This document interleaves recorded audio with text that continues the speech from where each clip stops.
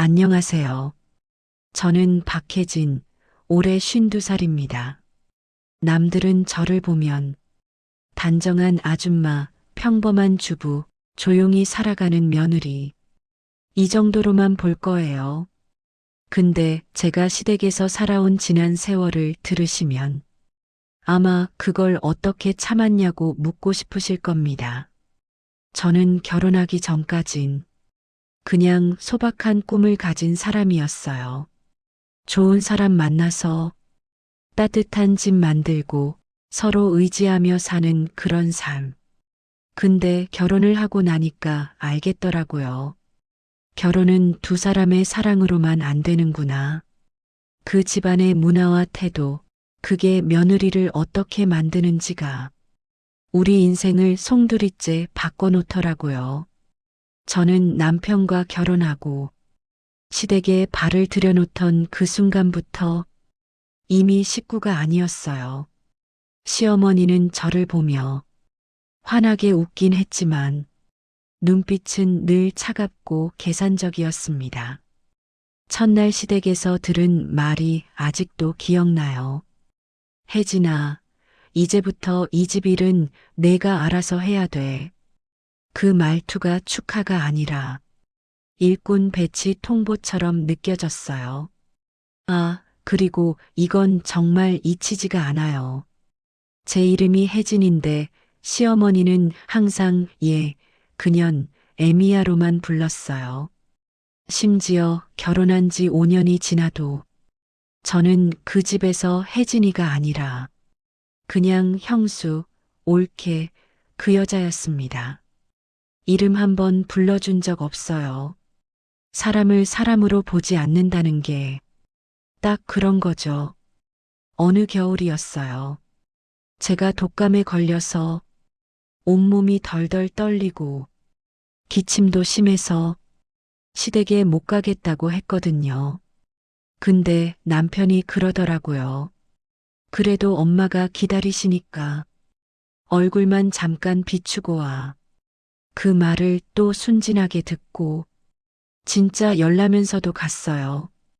근데 시어머니가 저를 보자마자 혀를 차면서 말하더라고요.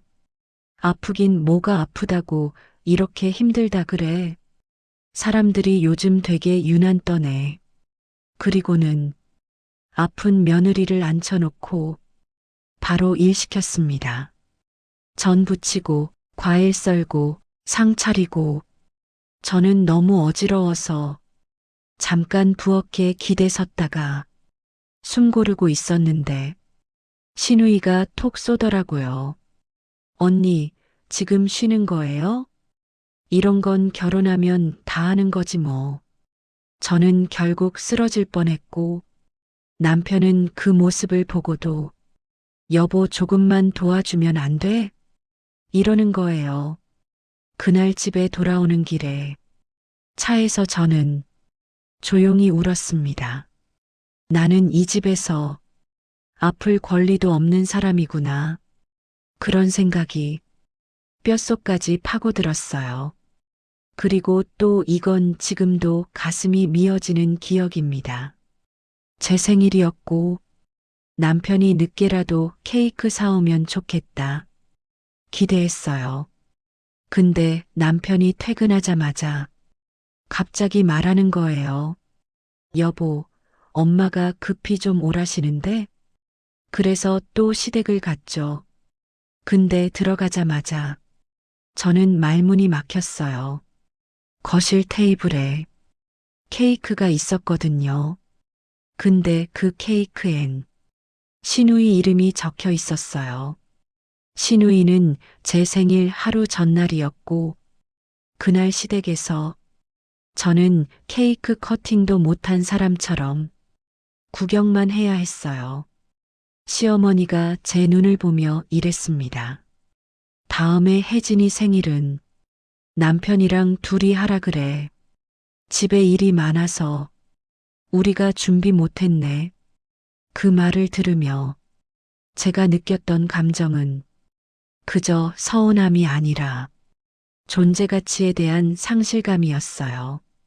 내 생일인데 내 이름이 적힌 케이크도 없고 그 집 사람 중 누구 한 명도 혜진 생일인데 축하한다.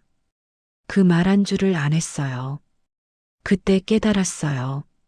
나는 이 집에서 기억할 필요가 없는 사람, 기억되지 않아도 괜찮은 사람으로 취급받는구나. 이런 일들이 10년을 넘게 반복됐습니다. 저는 시댁에서 말 한마디 실수도 용납되지 않고 늘 눈치 보고 늘 도우미처럼 움직이고 늘 외부인처럼 대접받고 살았어요. 근데 그런 사람들이 제가 50이 넘자 갑자기 이렇게 말하기 시작하더라고요. 혜진아, 어머니가 강경하래. 저는 순간 숨이 턱 막히는 느낌이 들었어요.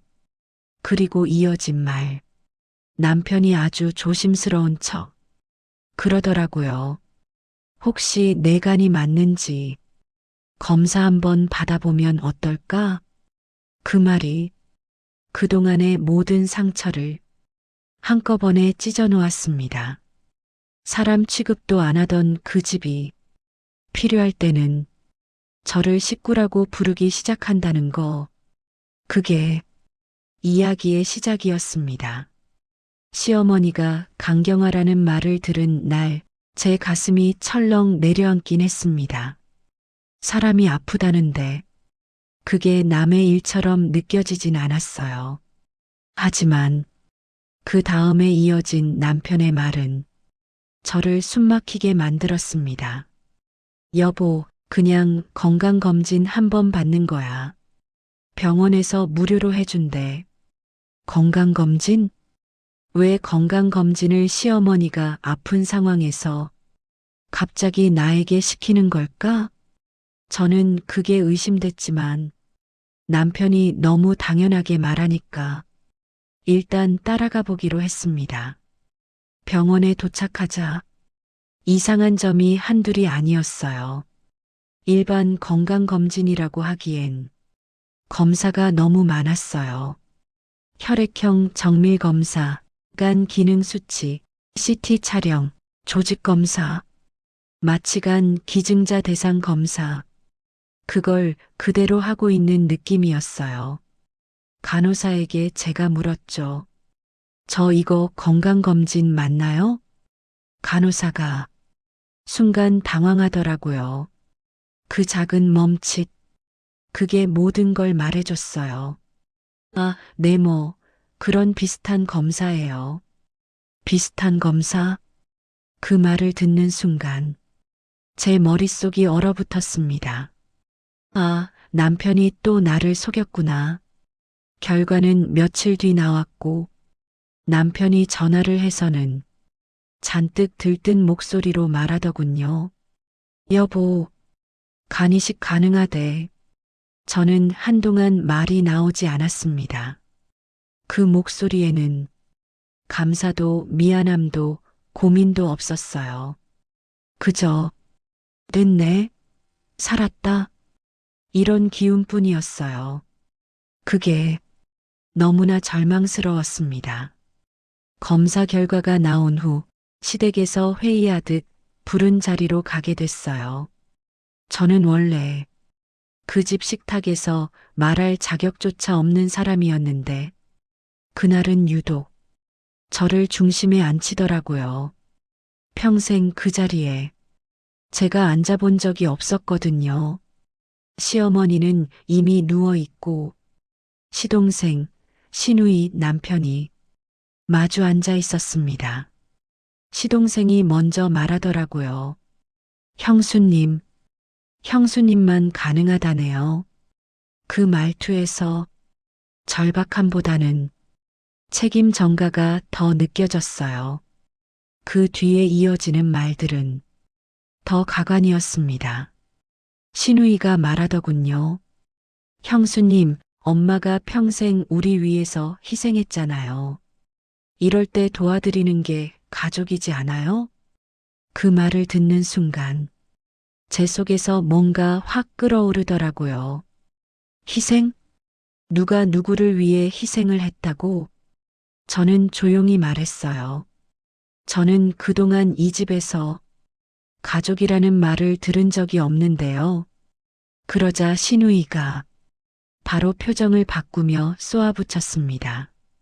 언니가 예민해서 그렇지. 우리가 언제 언니 싫다 그랬어요? 언제 싫다 그랬냐고요? 말로는 안 했지. 행동으로 했지. 제가 밥을 차리면 입도 안 대고 신우이가 만든 건 맛있다며 칭찬하고 제가 명절 음식 다 해도 칭찬은 신우이가 받고 제가 늦게라도 앉아 먹으려 하면 누구 한 명 자리 내주는 사람이 없었던 집. 그 집에서 저는 늘 투명한 며느리였어요. 그렇지만 그들 눈에는 그래도 제가 간 한 조각은 떼어줄 수 있는 사용 가능한 며느리인가 보더라고요. 그날 밤 남편과 단둘이 얘기를 했어요. 여보, 솔직히 나는 좀. 남편이 조심조심 말하더라고요. 혜진아, 내가 해주면 우리 가족이 살잖아. 우리 가족? 저는 웃음이 나왔어요. 여보, 나는 그 집에서 한 번도 가족 취급을 받은 적이 없어요. 남편은 제가 무슨 큰 오해를 하고 있다는 듯 말했습니다. 그건 당신이 마음을 좀 열었으면 달라졌을 수도 있잖아. 그 말을 듣는 순간 숨이 턱 막혔어요. 마음을 열었다고요? 내 생일날 나만 빼고 케이크 자르고 내가 아프다고 하면 유난 떤다고 하고 명절마다 청소부터 음식까지 다 떠넘기고 자리도 없어서 서서 밥 먹던 그 집에서 제가 뭘 어떻게 더 열어야 했을까요? 저는 차분하게 말했습니다. 당신은 당신 가족을 지키고 싶다고 했어. 근데 나는 평생 그 사람들이 내게 준 상처까지 내 몸으로 갚아야 해? 남편은 결국 말문이 막히더군요. 그 다음 날 시어머니 대신 시동생에게서 전화가 왔어요. 목소리가 아주 단단해져서 이러더군요.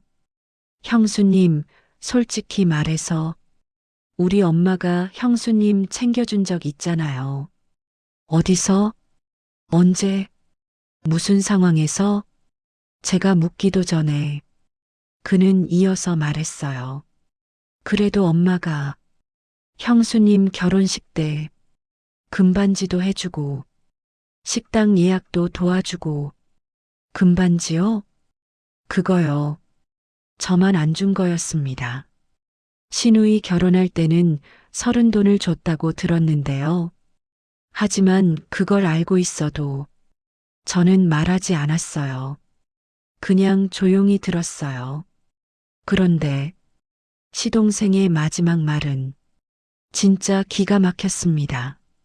우리가 못하는데 형수님이 안 해주면 그럼 엄마는 죽는 거예요. 그 말투가요, 부탁도 아니었고 감사도 아니었어요. 그냥 너밖에 없으니까 너가 해라. 그거였습니다. 그날 저는 결정했어요. 이제는 내가 나를 지켜야겠다고. 그 집에서 평생 당한 서러움과 무시는 제가 간 한 조각으로 상쇄될 수 있는 게 아니라는 걸 확실히 깨달았습니다. 그리고 그 선택이 결국 시어머니의 마지막을 결정하게 됩니다. 시동생의 마지막 말, 형수님 안 해주면 엄마 죽어요. 그 말이 내 귓가에서 맴돌았습니다. 그 말이 슬프게 들리지 않았습니다. 협박처럼 들렸어요. 책임 전가처럼 들렸어요. 그리고 무엇보다 당연한 요구처럼 느껴졌습니다. 내가 그동안 이 집에서 어떤 취급을 받았는지 그들은 전혀 기억하지 못하는 듯 했어요. 며칠 뒤 남편이 갑자기 말하더군요. 혜진아, 어머니 상태가 더 안 좋아졌대. 우리 병원 좀 가자. 저는 이미 어디로 향하는지도 알고 있었고, 어떤 말을 들을지도 알고 있었어요. 병실 문을 열자 시누이와 시동생이 저를 기다리듯 앉아 있었고, 시어머니는 산소호흡기를 끼고 힘겹게 숨을 쉬고 있었습니다. 저를 보는 그들의 눈빛, 희생을 부탁하는 가족의 눈빛이 아니었습니다. 너밖에 없다. 이건 내 몫이다. 딱 그 눈이었어요. 시누이가 제 앞에 서며 말했습니다. 언니, 엄마가 언니 찾았어요. 언니가 해줘야 한대. 저는 조용히 물었습니다. 왜 나한테 이러는 거예요? 평소엔 저를 가족처럼 대하지도 않으면서 시누이의 표정이 딱딱하게 굳더니 바로 말하더군요. 언니가 예민해서 그렇지. 우린 항상 언니를 가족으로 생각했어요. 그 말이 저를 가장 아프게 했습니다. 제가 아픈 날 일 시키던 것도, 제 생일날 저 빼고 케이크 자른 것도, 명절마다 부엌에만 세워둔 것도, 제가 앉을 자리 한 번 안 내준 것도, 그 모든 게 제 예민함 때문이라니. 10년 넘게 받은 상처들이 모두 제 탓이었단 말인가요? 저는 처음으로 제 감정을 숨기지 않고 말했습니다. 저는 당신들의 가족이 아니었어요. 필요할 때만 부르는 사람이었죠. 그러자 시동생이 혀를 차며 말하더군요. 형수님, 너무 자기중심적으로 생각하지 마세요. 엄마가 얼마나 형수님 도와줬는데. 저는 웃음이 나왔습니다. 도와준 거요? 뭐요? 그러자 시동생이 말문이 막히는 줄 알았더니 이런 말을 꺼냈어요. 결혼식 때 금반지 준 거 있잖아요. 저는 입술을 깨물며 말했어요. 그거 시누이는 30돈 받았다면서요? 순간 시누이와 시동생의 표정이 굳어버렸습니다. 아, 들켰다. 그 표정이었어요. 그들은 끝까지 저를 대등한 식구로 본 적이 없었던 겁니다. 시누이와 같은 기준이 아니라 며느리니까 이 정도면 됐지. 그 기준으로만 저를 봐왔던 거죠. 갈등의 정점은 남편과의 대화에서 터졌습니다. 시댁에서 욕설과 협박에 가까운 말을 듣고 집으로 돌아오는 길, 차 안이 너무 조용했어요. 그러다 남편이 조용히 입을 열더군요. 혜진아, 솔직히 말하면 내가 너무 힘들다. 저는 남편을 바라봤어요. 혹시라도 나를 이해해 주려나? 조그마한 기대를 하며. 근데 남편은 제 기대를 산산조각 냈습니다. 엄마가 죽으면 내가 평생 죄책감에 시달릴 것 같아. 그 말은 그가 누구를 위해 기증받고 싶은지 그대로 보여줬어요. 자기 자신, 자기 죄책감, 자기 부담, 내 건강, 내 몸, 내 미래는 그의 고민 안에 없었어요. 저는 조용히 말했습니다. 그럼 내 인생과 내 몸은요? 나는 당신 가족 때문에 평생 상처받으면서 살았는데 그것도 같이 생각해 줄 수 없어요? 남편은 잠시 침묵하더니 이렇게 말했습니다. 혜진아, 너라면 해줄 줄 알았어. 그 말이 저를 완전히 무너뜨렸습니다. 너라면 해줄 줄 알았다. 그건 사랑이나 믿음이 아니었어요.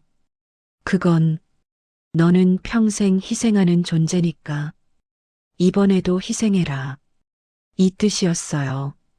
며칠 뒤 시누이에게서 전화가 왔습니다. 언니, 엄마가 언니 찾는다. 그 말이 가슴을 찌르긴 했어요. 근데 그건 정이 아니라 평생 쌓였던 상처를 건드린 말이었어요. 평생 내 이름 한번 제대로 불러준 적 없던 사람이 이제 와서 나를 찾는다고요? 간이 필요하니까 저는 차분하게 대답했습니다. 미안한데 나 못해. 그러자 신우이가 고함을 질렀습니다. 언니 진짜 인간이야? 엄마 죽어. 엄마가 뭘 그렇게 잘못했다고. 그 순간 저는 참았던 감정이 터졌어요. 평생 나를 사람 취급 안 했던 게 잘못 아니야? 그리고 전화를 끊었습니다.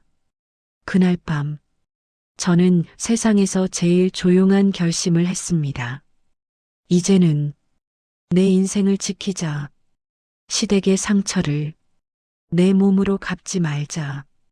평생 받은 차별을 내 장기를 떼어주는 것으로 덮지 말자. 그리고 그 결심은 결국 시어머니의 운명을 바꾸게 됩니다. 신우이에게서 엄마가 언니 찾는다고 전화가 온 날 밤 저는 집안을 조용히 걸어 다녔습니다. 찬장 문을 닫는 소리조차 크게 들릴 만큼 집이 고요했어요. 남편은 소파에 앉아서 한참 동안 아무 말도 안 했습니다. 저도 그랬고요. 그 침묵 속에서 마음이 더 단단해지더라고요. 나는 이제까지 그 집에서 너무 많은 걸 빼앗기며 살아왔고, 그러면서도 한 번도 제대로 내 편을 들어준 사람 없었다. 그런데 이제 와서 내 몸까지 바치라고 한다고? 저는 남편에게 조용히 말했어요. 여보, 난 기증 못해. 남편이 처음엔 놀란 얼굴이더니 이내 표정을 굳히며 말했습니다. 혜진아, 정말 그렇게까지 해야겠어? 저는 그 말에 웃음이 나올 뻔했어요. 그렇게까지? 정말 이 사람이 내가 받은 상처를 모르는 걸까? 아니면 일부러 외면하는 걸까? 그래서 저는 한 번도 말한 적 없는 마음을 그날 처음 꺼냈습니다. 나는 이 집에서 사람 취급도 못 받았어.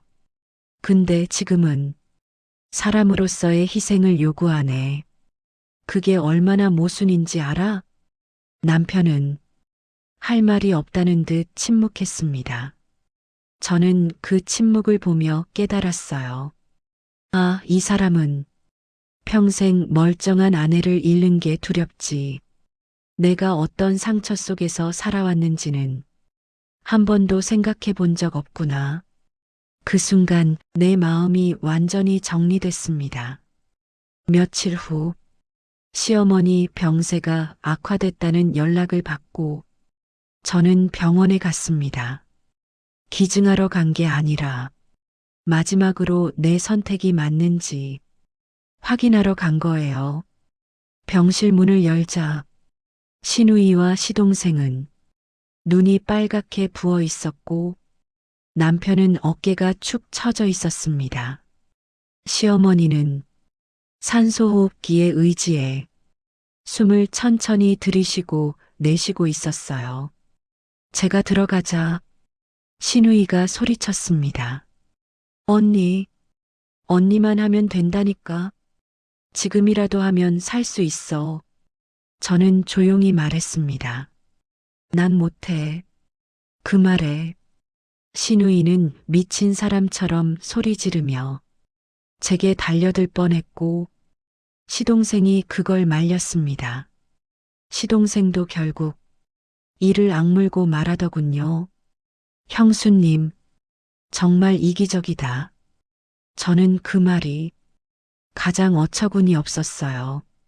이 집에서 평생 무시하고 부려먹고 아플 때조차 챙겨준 적 없는 사람들이 이기적이라는 말을 저에게 한다니 저는 조용히 고개를 흔들었어요.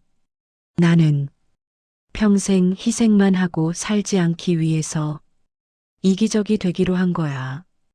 그 순간 남편이 자리에서 일어나 저를 바라보며 말했습니다. 혜진아, 정말, 정말 이게 내 최종 결정이야? 저는 단호하게 말했어요. 응. 그리고 그 결정, 아무도 대신할 수 없어. 남편은 더 이상 아무 말도 하지 않았습니다. 병실에 숨소리만 남았습니다. 그리고 그날 새벽 시어머니는 세상을 떠났습니다. 장례식장에서 저는 상주 옆에 앉지도 않았고 음식 준비도 하지 않았어요. 평소처럼 일해줄 필요가 없었거든요. 이 집과의 인연을 마무리하러 온 것뿐이었습니다. 사람들이 저를 보며 수군대기 시작했습니다. 며느리가 수술 안 했다던데, 그래서 저렇게 됐다며, 어떻게 저럴 수가 있대. 저는 그 말들이 몸을 스치는 바람처럼 느껴졌습니다. 아프지도 않았고, 미안하지도 않았어요. 평생 그들에게 사람 취급 못 받은 제가 왜 그들의 평가를 이제 와서 신경 써야 할까요? 신우이는 마지막까지 저를 노려보며 말했습니다. 언니는 지옥 가. 저는 그 말을 듣고 처음으로 웃음이 나왔어요. 지옥은 적어도 내가 선택해서 가는 곳이야. 근데 내 엄마가 만든 시집 지옥은 내 선택이 아니었지. 그 말을 끝으로 저는 장례식장을 나와버렸습니다. 그리고 그날 밤 남편에게서 문자가 왔습니다. 혜진아, 우리 잠시 떨어져 지내자. 저는 짧게 답했습니다. 그래, 필요한 시간인 것 같아. 남편이든 시댁이든 누구든 이제는 제 상처를 더 파고들 수 없는 거리였습니다. 몇 달이 지나고 저는 제 삶이 조금씩 편안해지는 걸 느꼈어요. 이상하죠? 시어머니가 돌아가셨는데 마음 한 구석이 무겁지 않고 오히려 숨을 쉴 수 있게 된 느낌. 그건 제가 처음으로 저 자신을 위해 나도 소중한 사람이다. 이 선택을 했기 때문입니다. 누군가는 저를 비난할 수 있습니다. 어머니를 살릴 수 있었는데 왜 안 했냐? 근데요, 간 한 조각 떼어준다고 평생 받은 상처가 지워지는 건 아니에요. 오히려 그 상처 위에 새로운 상처 하나가 더 올라가는 거죠. 저는 그 악순환을 끊기로 선택한 겁니다. 지금 저는 남편과도 조금 거리가 생겼고 곧 이혼 이야기도 오가고 있어요. 하지만 이상하게도 조금도 불안하지 않아요. 오히려 제 이름으로 살아가는 느낌, 멸시받던 며느리 그년이 아니라 박혜진이라는 사람으로 사는 삶을 처음으로 찾은 것 같아요. 그리고 그 선택이 저를 절대 후회하게 만들지 않았습니다. 저는 오늘도 생각합니다. 사람답게 살고 싶다면 때로는 이기적이어야 한다. 그게 제가 50이 넘어서야 겨우 얻은 깨달음입니다. 여러분이 저였다면 어떻게 하셨을 것 같아요? 제가 잘한 걸까요? 여러분의 생각은 어떤지 댓글로 알려주세요. 지금까지 제 이야기 들어주셔서 감사합니다.